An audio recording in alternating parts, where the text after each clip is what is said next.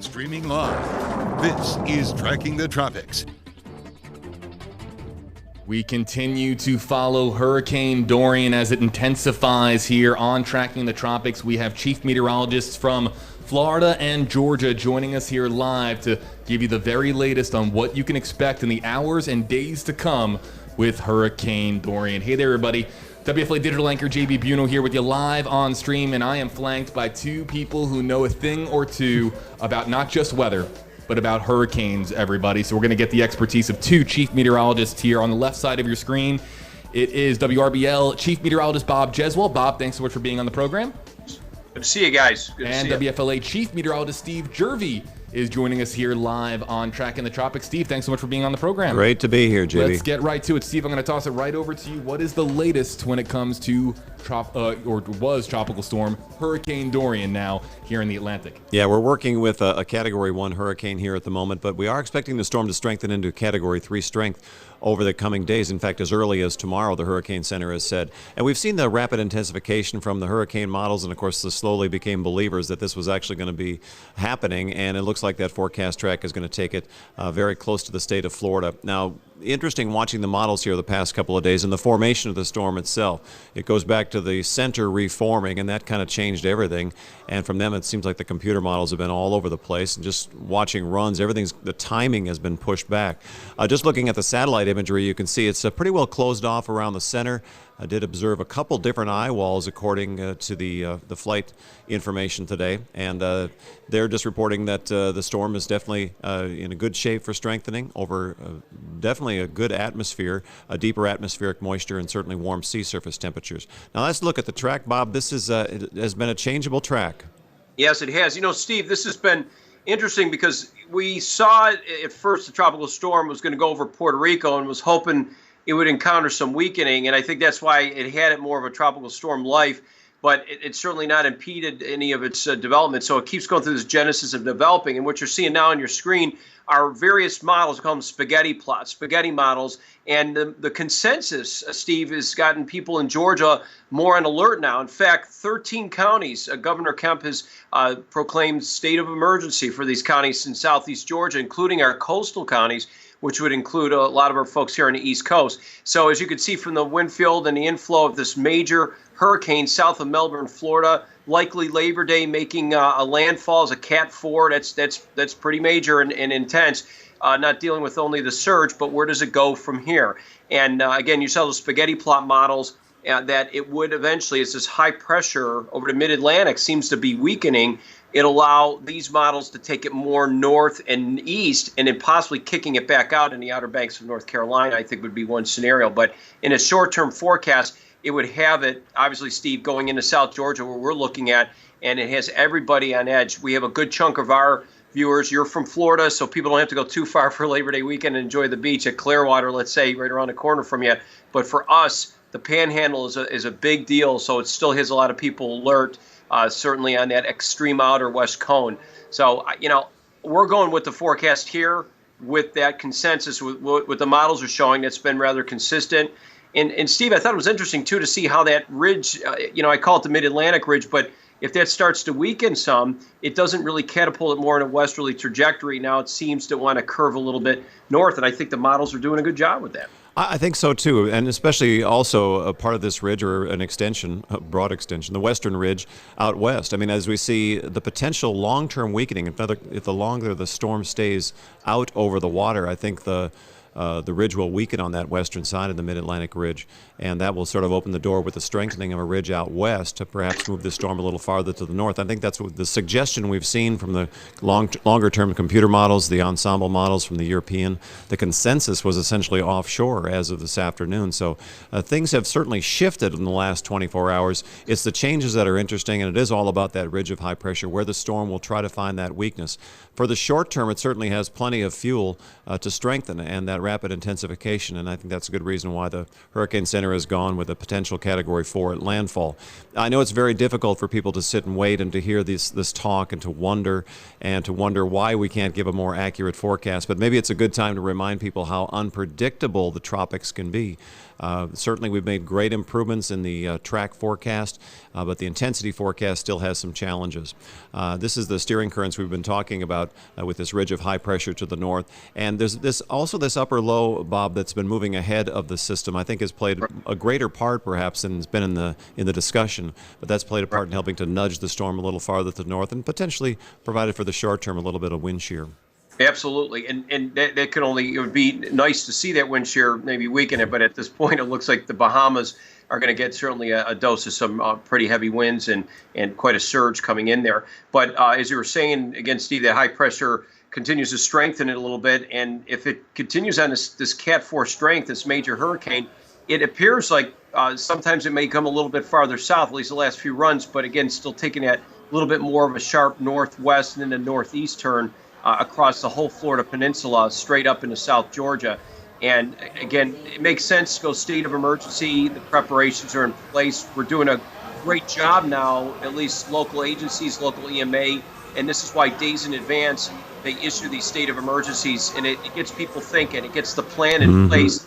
And I think years ago, you remember, Steve, back in early 2000s, what we had to deal with, with Charlie and all these other ones that were on the west coast of Florida, which I know you were working there. I was on the west coast then, but it was ridiculous and nobody's fault. But I think the way the forecast certainly is always a challenge. And like you said, it'll always be changing and ever changing. But the way we deal with it, we have control of that. And I think emergency management is doing a great job. So I keep telling everybody, go to Florida, go to the Western Panhandle, enjoy your weekend, Labor Day, but be tapped in. It's the time for us to be tapped in.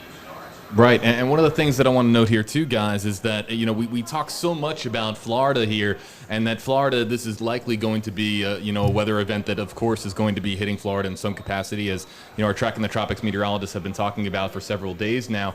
But one of the things that our meteorologists have been talking about is that the worst side to be on this storm is the north side, and that could mean that Georgia could be in play here, right, Bob?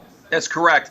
What we are concerned about a lot, what we had back in the 80s, we're talking about earlier on Tracking the Tropics this season.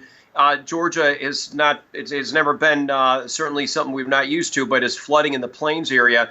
And that is south central Florida and going into areas out of Gainesville and into Valdosta. Now we're getting into Georgia, where we get into central Georgia, where a lot of low-lying area, farmland, not a lot of vegetation to hold back water. The Flint River, we'll be looking at some serious flooding likely if it does slowly move up to the north, because understandable, Sunday, as you can see the wind field here coming in, there will be some indirect impacts from outer bands. So in our forecast, we're already putting into central Georgia, east central Alabama, a potential round of maybe an outer band or two, bringing in the first initial rounds of showers, brief heavy rain, and in some breezy conditions. Now, with those breezy conditions like Irma did just a couple years ago in 2017, we had Irma come directly right up the west side of Florida. Steve was working on that and coming right into our area. And the problem with that was power outages, and significant power outages we had. And it was sustained winds at 30 to 35 days in. And again, that's the other factor. So we're going to be looking at flooding in southeast Georgia. If it does take the forecast track, and again, we have to worry about some significant damage from downpour. All right. Bob Jeswald, of course, joining us from WRBL in Columbus, Georgia. Steve, one of the questions that we've been asked so many times repeatedly here on Tracking the Tropics is people asking about particular counties. You know this, Pasco County, Pinellas County, Hillsborough County, Suffolk County. We can never, of course, this far out pinpoint what this is going to mean for those particular counties. But one of the questions we do get asked a lot in the comment section, I've already seen it in the comment section here on Facebook, is what is going to happen if Hurricane Dorian does go across the state of Florida, goes across central Florida? How much is it going to weaken by the time it reaches the western coast in the Tampa Bay area, if it does in fact reach Tampa Bay? Well, so he's referring to the east-west movement of the storm, which we clearly saw from the European yesterday, but 24 hours later it's a little bit different. Nonetheless, we have a point of reference for that. Both Francis and Jean in 2004, those two storms did exactly that. They came in at slightly different angles, but it's amazing how similar the tracks were just weeks apart. They were one of them was a major hurricane at landfall. They did weaken quite a bit, but you can still get, and I recall just empirically, remembering off the top of my head, hurricane force wind gusts as well as rain. These areas were already ravaged by Charlie and Francis, and when Gene came along, that was pretty rough on some of those inland spots. But it can weaken. The Florida Peninsula, ultimately, compared to some of the size of these storms, is relatively thin. But we got to point out that Dorian is a relative small storm, a geographically sized storm, small and potentially intense at a major hurricane strength. So that's the issue with this. It likely would weaken perhaps a little bit quicker, but I don't want to downplay anything here. When you're talking about a major hurricane making landfall, even in small form, we remember Hurricane Andrew back in 1992. That was a very small, compact storm, and as it moved across the south part of Dade County there, they said it was like a 20-mile wide tornado. It was that intense at Category 5 strength. I'm not saying that's what Dorian is. I'm just saying that small storms, even geographically small storms, can be very destructive. I'm glad you brought that up. Yeah, I remember that in '92, we're in Georgia. We were watching the parishes of Louisiana getting that after it got in the open waters, and hopefully Dorian doesn't get in the open waters of the Gulf of Mexico, because that's a whole nother entity there. It would be. As far as tornadoes, though, Steve, the outer bands, with it may be more concentric, but I guess you guys would be already preparing for some of that across Florida. Maybe a tornado watch setting up maybe on Labor Day. That's something that's underplayed a lot of times, Bob. In storms, we're thinking about the hurricane, the storm surge, etc., loss of life with storm surge. But I remember very clearly in Charlie watching the wind shear within that those outer bands that were racing from south to north ahead of the storm in Charlie. It was just completely jammed with wind shear and potential tornadoes moving at a very fast rate. So oftentimes in hurricanes, it's also often misinterpreted the damage for hurricane straight line winds, but it actually was a tornado. Crazy how we look at this again. I think in 1935, we had the Labor Day, terrible hurricane that was up there, and so many people lost their lives. Yeah.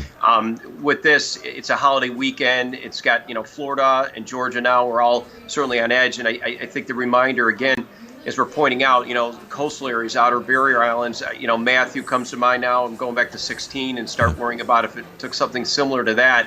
The high pressure weakening. Does Dorian take more of a trajectory path on the east coast of Florida, but in fact it still wants to come inland a little bit, and of course that's another issue that we'd be facing in that respect. So people really need to be in touch. Stay with your WFLA, your radar app, your WRBL radar app. And, that's a good thing to have on your mobile device, at least to get your notifications. But being tapped in. But as you could see from the NHC now, this is an NHC latest forecast, is bringing it as a major hurricane landfall sometime in early afternoon on Labor Day with 130-mile-per-hour winds. And, Steve pointed out the surge. It would be unprecedented. It would be incredible on top of the levels already. I don't know what the tides are exactly at that point, but you could see 6, 15, maybe 20 feet on top of that water piling up. I tell you, Bob, I'm almost concerned more with inland flooding, especially if the storm slows down, as you were talking about, areas that already have seen a lot of rain this summer. We've actually in Tampa International Airport, we have as much rain already up to this point in the year before Labor Day as we would have an entire year. So a lot of areas saturated, 200% of normal rainfall, some of those inland spots. So if we see a slow storm, even if the storm weakens in terms of winds, you still got a lot of rain, and that can cause flooding problems, not from storm surge, but from freshwater flooding. Might not be as life-threatening in the state of Florida because it's so flat, but certainly can do a lot of property damage. Yeah, the problem we have around here is those downed trees and power lines. The March 3rd tornadoes we had really ravaged the area, and we had such a crazy severe weather season. So many pines here. We're just inundated with pine trees, as Florida is too, but we have the weakest trees around here. So that would be our concern, would be power, just by way of seeing sustained winds. And if it isn't southeast Georgia, as we're seeing these spaghetti plot models again indicating in parts of southeast Georgia, it does seem to slow down. The GFS, even a week ago, it seems to be coming back in play, which is interesting. As we analyze models, sometimes we look at trends, we look at improvements in reliability. But if it does slow down, which if it goes through central Florida, it's likely going to do that. And NHC has it now pegged at a Cat 1 when it comes inland. It's slowly moving northward. I mean, you're talking major flooding coming up the pipeline and a steady conduit of moisture on that right side of that outer circulation of the cyclone. So then now we're pulling that all back into coastal areas. You got surge, inland flooding, coastal flooding, and then the wind factor and outer rain bands that could bring in not only tornadoes, if the shearing is right and become perpendicular like that to the coast, and then we would have to see how it behaves inland as far as that heavy torrential rain that would just continue to pound these areas. And we've had our fair share. This year, for us in central Georgia, it's been mainly hot and dry. In fact, we've been seeing more average type rainfall for us. It was a year before that we had a lot more. So as far as the areas are concerned, we've had a lot of dry areas. We have lakes that have been down a little bit, so this would recharge it. But again, at the rate of rainfall, it's still going to all run off, and certainly it would be these trees are going to be a problem. So I could see Georgia Power having some issues. I guess all the local power companies too are going to be ready to dispatch. Our local EMA and our local fire and EMS here today, I was talking to the fire chief, had called me, and they're ready to deploy if need be. So it's the preparation that has improved dramatically over this last decade with the increasing amount of hurricanes, maybe less sometimes, but they become more intense with these weather patterns over our the last several years in weather. But again, major hurricane Saturday and major hurricane over the northern Bahamas, and then coming on shore potentially south of Melbourne, Florida, and in between Miami, any of these areas, anybody's guess. But if it does take that northeast trajectory, Georgia's ready to certainly be prepared for it. We got everybody in play. All right, everybody, if you're just joining us in the last couple of minutes, we have two chief meteorologists joining us here representing two different states, potentially in the path of Hurricane Dorian. We have in the middle here on your screen, WFLA chief meteorologist with Storm Team 8 chief meteorologist Steve Jervey, and then, of course, WRBL's Bob Jeswald here, chief meteorologist over there in Columbus, Georgia. Guys, one of the things that we get asked about a lot as well in the comment section, I've seen a couple of comments recently as well. So some of our diehard Tracking the Tropics fans out there are fascinated always by the Euro model. And the Euro model has had some development today. Again, we talk all the time about how you don't want to focus too much on one particular model because they're not all consistently 100% reliable. Otherwise, we would just use that one model all the time, right? But the Euro model, for people asking about it, what do we tell them? Steve, you want to start here? Well, I mean, the Euro has been, admittedly, for a global model, done very well with the tropics and keeping it as a global model. And it's done very well in the previous years. And frankly, on a day-to-day basis, I tend to weigh a little heavier watching just even sea breeze showers developing here in the state of Florida. So it's done pretty well overall with tropical weather. I think with this, it's had some challenges. I'm not exactly sure why. GFS, though, especially with this most recent northerly turn long term, has been a bit more impressive that way. The European is a great model, but don't rely heavily on any one model. That's why we very simply show the spaghetti models and look for a consensus. And ideally, you run it through a professional that has some experience working with computer models, especially those at the National Hurricane Center that are used to working with tropical models. We have the HWRF and the HMON that are very helpful. HWRF has been very good with intensity, which is a very big challenge with hurricane forecasting. The quick changes you see in intensity, both weakening and especially strengthening. HWRF has been not bad with that, probably in the top 3 here the past several years. So those are very good models to reference for tropical weather. But if you are going to do home forecasting, try to make sure that you expose yourself to as many computer models and as many opinions as possible, because they do offer a lot of different opinions and they do change quite a bit. This particular storm has changed quite a bit, and I think it still will, because there's a lot yet to be answered. And very quickly, I want to say about computer models is there's no way you can observe the atmosphere 24 hours a day, 7 days a week, every square inch of the atmosphere. If you could, we could probably give you a pretty accurate 100% of the time forecast. But until humans figure out a way to do that, we can see what we can see. The computers can go off the data that we give them, but they're only as good as the algorithms and the data that go into them. Yeah, spot on. You hit the nail on the head there. And that's something that, I was saying tonight on the air, we have a lot of people, they do like to do their own forecasting. And what about this? We saw this. We saw the Canadian model, and that has it in the Gulf of Mexico, and the HWRF is pushing it there. But you're right, as far as intensity, it does a good job. GFS, remarkably, like I was saying last week, and seeing it in southeast Georgia, had a lot of people, like, Bob, this is affecting Georgia. What are we going to do? This is Labor Day weekend. Should I go to the coast? Should I go to Savannah? Should I go to, St. Simon's Island and places like that? And I said, plan, but stay with us. But that model has been amazing as far as where it may be placed and where it's certainly agreeing and jiving with all the rest of these spaghetti models that have been pushing it a little bit farther north. I think the UK was bringing it into the Gulf of Mexico as well.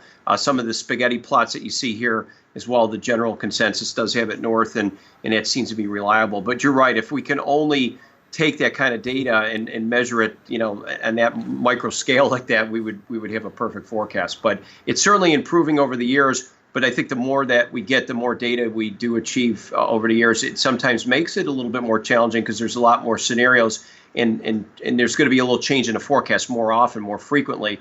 And again, it would, you look at it now, just based on now with all that dry air and that trough it's over the southeast, you would think this is just going to continue instead of northwest, it would start doing a north sharp turn. And just looking at it, I would think that. But now that we have all this extra model and data, so much better than even when it was with Andrew. I mean, remember in the early 90s, I mean, we would have killed for this kind of information, but now so much of it. But it keeps us, kind of glued to it. It puts things in perspective. And again, I think many agencies that are more in tune to what these are, just not only us meteorologists, but local emergency management, Homeland Security, they're like meteorologists in a sense. They all understand the model data, and we say it to them. And I had a few of them say that today. They go, "What about this model? What about that?" So it's just a matter of seeing, what they may bring. And I'm interested too to see, Steve, with the latest track like this coming north. This 2020 hindsight, but when we go back, next Tuesday and Wednesday and look at this and say, gosh, that was really on point. But then the next round could be completely contrary. So that's what we're saying. There is no 100% reliability from storm to storm. This one may work out well, but then the next time around, like I said, the H-Wharf may be the one to go, or the Euro may be the one that really cashes in. And you're right, it's been really reliable over the years, but this one, it's been a little fickle. Guys, we're gonna be wrapping up here on Tracking the Tropics in just a moment. Steve, and I'm gonna give you guys each just a moment here. Your final thoughts, starting with you, WFLA Chief Meteorologist Steve Jervey with Storm Team 8. What do you think, Steve? It all comes down to personal preparation, no matter what this track is and no matter where you live, up and down the southeast coast of the United States. You should have those preparations in place June 1st. We all have to deal with unique circumstances. Everybody lives in a different neighborhood, different challenges, but you have to know what those are at your home. Now, this storm, as Bob was saying, may turn to the north, as some of the computer models suggest. That is a possibility, but that doesn't mean you should let your guard down. We still are forecasting at this hour the possibility of a major hurricane landfall on Florida's east coast, potentially moving north into southern Georgia, and you should take that very seriously until we get different data that suggests otherwise. That's right, Steve. And 30 November, we have to go all the way through for this. So we're reminding everyone here the same. And again, September 11th is the peak tropical Atlantic hurricane season. We're in that peak. And again, what Steve said is right on point. It's all about preparation and just being tapped in. It's the same thing if there's any kind of change in weather. If you go and enjoy, and I'm not saying to stay home and be hunkered down for our residents, especially in Alabama. So many of you want to go to the Western Panhandle. That's great. And I would say if you're even going to Panama City, wonderful, but you must be tapped in. And I would say you really should be glued, especially I would start really paying attention Saturday night, Sunday, because if evacuations are considered, that's something that complicates it for folks planning. So we want you to be safe on the roads. And finally, just be patient and listen to those if you get in a situation where you have to evacuate. So, be safe out there. And again, hearts go out to you guys, Steve and Joe, because definitely Florida, it looks like it's going to be getting the first impact on the worst side of this. So, we'll be watching you. Thanks a lot, Bob. Hey, so great to have both of you on. The perspectives, again, from WRBL in Georgia, Columbus, Georgia, that being Chief Meteorologist Bob Jeswald, and then right here at WFLA, Storm Team 8, Chief Meteorologist Steve Jervey joining us here on Tracking the Tropics. Guys, both of you, thanks so much for being with us here. And I see all the comments coming in, people who are really appreciative of all the hard work you're doing. So we'll be paying close attention to both of your forecasts in the days to come here. Thanks, JB. Yeah, thanks a lot, guys. Everybody, thanks so much for being here with us. Everybody joining us here in the comment section, we really appreciate it.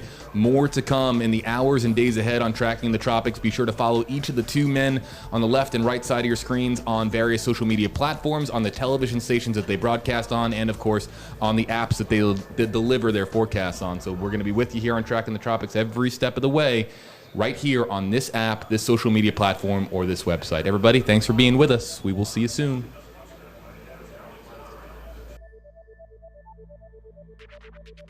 Right, Kate.